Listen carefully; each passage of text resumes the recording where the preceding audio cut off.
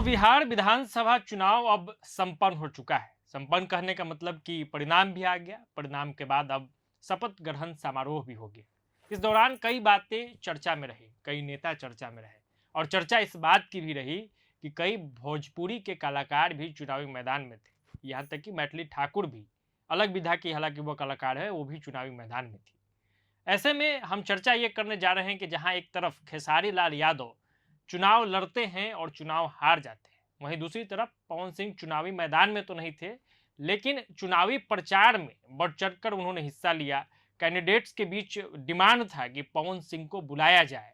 प्रचारक के तौर पर उनको बुलाने को लेकर लगातार कैंडिडेट्स मांग करते थे।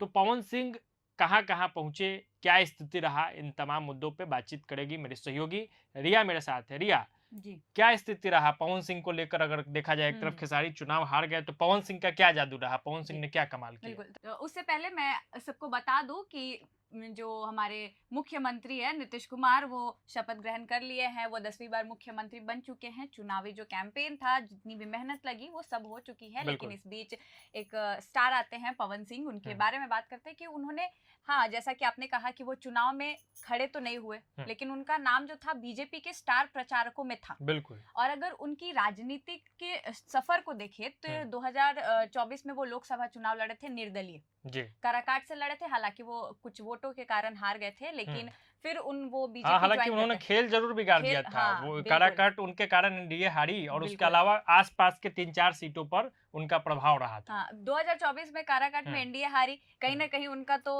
असर था ही। बिल्कुल। अब 2025 में वो एनडीए के साथ ही शामिल हो गए, हम्म, बीजेपी में शामिल हो गए, और शामिल होते के साथ ही बीजेपी को, एनडीए को जीत भी मिली। हम्म, तो इसके बीच हम ये बात करने वाले हैं कि किस तरीके से पवन सिंह का योगदान रहा है इस जीत में। हम्म। पवन सिंह जो है वो 44 विधानसभा क्षेत्र में गए।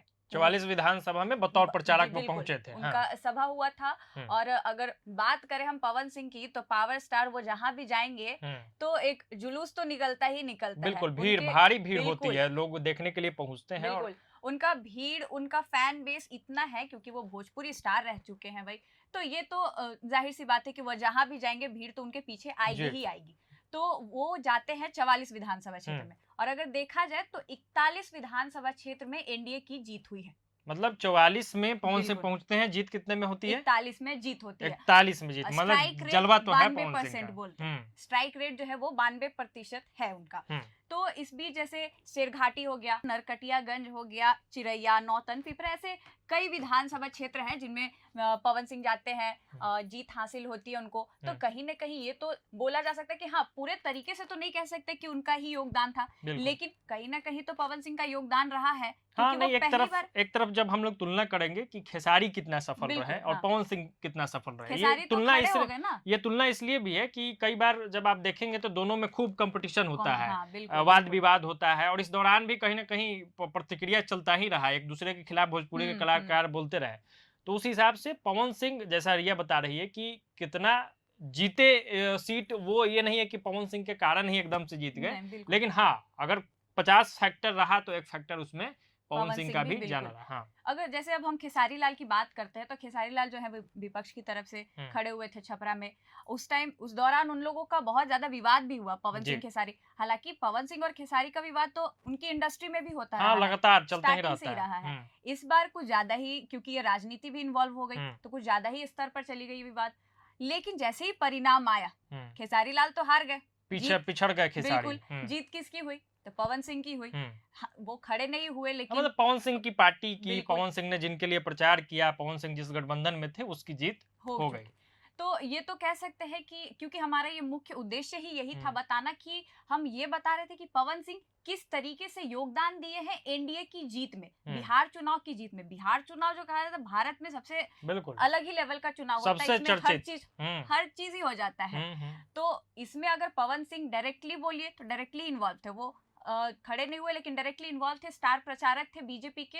और वो 44 विधानसभा क्षेत्र में गए, 41 में जीत हुई, तो कहीं ना कहीं पवन सिंह का काफी योगदान रहा है। बिल्कुल। तो हम लोग बात कर रहे थे पवन सिंह को लेकर कि पवन सिंह जो बोला जाता है कि पावर स्टार है, तो पावर कहीं ना कहीं इस चुनाव में भी दिखा है। और 44 विधानसभा सीटों पे वे पहुंचे और जीत का जो प्रतिशत रहा, वो स्ट्राइक रेट जिसको हम लोग कहेंगे, तो लगभग 92% के करीब रहा, तो अपने आप में एक बड़ी बात है। तो बतौर कैंपेनर पवन सिंह हिट रहे इस पूरे चुनावी खेल में, चुनावी मैदान में। आगे भी प्रभात खबर से जुड़े रहिए, प्रभात खबर के तमाम डिजिटल प्लेटफॉर्म से जुड़े रहिए। आपका बहुत बहुत धन्यवाद। प्रभात खबर .com, विश्वास वही, रफ्तार नहीं।